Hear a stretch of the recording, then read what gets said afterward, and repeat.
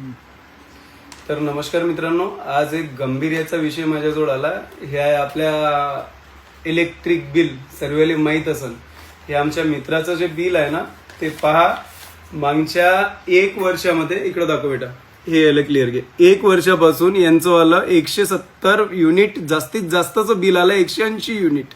आणि ह्या महिन्यात यांनी नवीन मीटर, इलेक्ट्रॉनिक वाला जे मीटर आलं आहे नवीन वाला, तेव्हाला लावलं आणि एका महिन्याचं बिल आलंय 788 युनिटचं.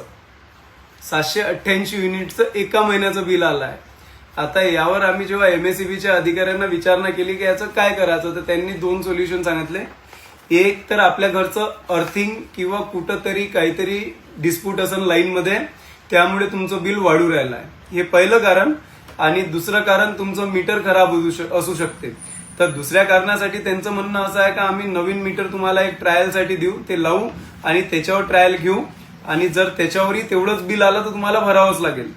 आता त्याच्यामध्ये आपण काय करता येते, एक तर बिल भरणं हे कंपल्सरी असते, नाही तर दंडा डोक्यावर असतोच आपल्याला का बिल नाही भरलं तर तुमच्या याची लाईन कापून टाकून.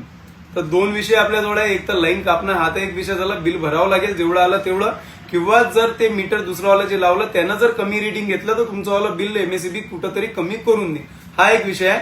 आणि दुसरा विषय असा आहे की अर्थिंग आणि घरात जर काही कुठं कनेक्शन मध्ये मिस्टेक असेल तर ते, ज्याच्यामुळे हा मीटर खूप सेन्सिटिव्ह आहे, तर लवकर धावते आणि लवकर पडते आणि बिल लवकर वाढते.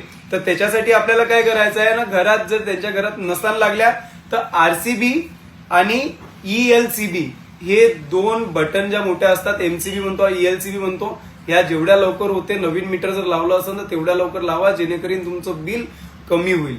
धन्यवाद.